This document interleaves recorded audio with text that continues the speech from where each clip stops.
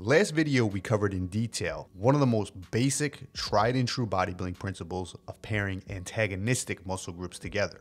For more detail of what exactly antagonistic training consists of, make sure to watch my previous video where we covered an exact template to building an effective chest and back workout. Now today in this video, we're going to cap off the rest of the upper body antagonistic training series by covering the shoulders and arms. If done correctly, this combination of body parts being trained in a single session produces one of the most intense muscle pumps you can achieve out of any other day in your training routine, especially when intensity techniques and supersets are incorporated. Mainly because of the location of the biceps, triceps, and deltoids are all located in the upper body and very close together. Blood traveling to the target muscle groups during each working set makes it much easier to force all the blood flow in one area and keep it there throughout the entire session. Because of this, it's no wonder why this body part combination has always been a favorite amongst old school bodybuilders from the massive pumps it produces. Although a very popular method back then, today bodybuilders tend to train the arms on their own day and have a separate session dedicated to just shoulders. The major drawback I see from that approach is that the end result being less frequent training sessions for each muscle group weekly. For example, when training the shoulders by themselves on one day and the biceps and triceps on another, that's 2 full training days per week. What if you wanted to train them twice per week? Now you'll have 4 days dedicated to just the shoulders and arms. What about the chest, the back, or the legs? And how many days do you actually have to dedicate to building muscle? Now compare that to training shoulders and arms together, let's say on Tuesday and Friday. That's only 2 days out of your routine dedicated to arm training. And now you're able to hit biceps, triceps, and shoulders twice in one single week. Fill in the gaps with chest and back training and leg training, and now you're able to effectively hit every single muscle group multiple times per week. One of the arguments I generally hear against this type of training is that shoulders require a lot more work than arms, and you need to dedicate an entire day to them. My response to this argument is that most people structure their shoulder training poorly. And if they effectively set up a proper shoulder and arm training session, you can easily knock out an effective workout for all 3 muscle groups. So let's jump into exactly how I recommend setting this up. First is the frequency. As always, you must determine the weekly frequency for every muscle group you're training. Now biceps and triceps recover fairly quickly compared to most muscle groups. So at the bare minimum, twice per week frequency works best. But it's not uncommon for guys to spread their workload out over 3 or even 4 days per week. Shoulders, however, can be a bit more tricky, as the front delts are heavily involved in all pressing movements for chest, and come from generally more taxing movements, such as benching and incline pressing. This requires a bit more attention and recovery than arm training. In addition, due to the fact that most chest pressing movements fully stimulate the front delts, I only recommend overhead pressing for shoulders done once per week, but you should still have multiple shoulder training sessions weekly that focus more on the side and rear delts. For bodybuilding purposes, the side and rear delts are really the most important part of the shoulder to focus on, as the front delts are only displayed in the front poses like the front double biceps, whereas the rear delts are what adds that full and round cap to the shoulder.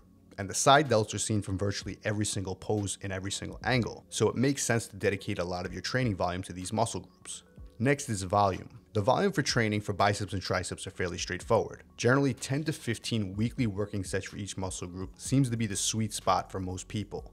But it's not uncommon for guys who need more volume to go up to 20 to 25 sets, especially in a specialization phase. Now as the volume gets higher towards the top end of that range, that's where higher frequency training comes into play. Let's say you're doing 25 sets of biceps in a single session. Most likely that means after 12 to 15 sets, you're probably just going through the motions and most likely not getting much quality work done. To remedy this, spreading out that same 20 to 25 sets over 3 or even 4 days makes much more sense. Let's say you're only doing 10 sets in a single session, but now you're doing that twice per week on Tuesday and Friday. Now you're getting that same 20 sets in, but with a higher quality of work done. Next is intensity. The question is, how hard should you be training? Considering we're spending most of our training volume on isolation movements to directly work the biceps and triceps, side and rear delts, you're probably not going for personal records on these movements. You're also probably not generating a ton of fatigue from a hard set of lateral raises or tricep press downs. So opposed to the larger muscle groups like the chest and the back, higher RPE or training closer to failure on a regular basis is generally okay for arms, even at a higher training frequency. But my recommendation to train with the majority of your sets, 1 to 2 reps shy of failure, still stands, as this allows you to effectively train at higher volumes without as significant performance decreases set to set that failure training produces. As a general rule of thumb for arms, about half the working set should be 1 to 2 reps shy of failure, and on the last set of each movement, it's perfectly fine to hit failure. And finally, exercise selection and pairings. Now, how do we put all this together when training both the shoulders and arms in one session? For the guys who need to focus on both the shoulders and the arms equally, I recommend one day focus on training shoulders first, and then another focus on training the arms first. The majority of your training should come from lateral raise and upright row variations to target the side delts, and rear delt flies and face pulls to target the rear delts. For triceps, you want to incorporate all 3 angles to fully develop the muscle by doing a press down variation like V-bar or rope press downs, a horizontal extension like skull crushers with barbells or dumbbells, and an overhead extension like 1-arm or 2-arm dumbbell extensions. For biceps, you want a movement that maximally loads the biceps, like basic barbell and dumbbell curls, and then one to fully stretch the biceps,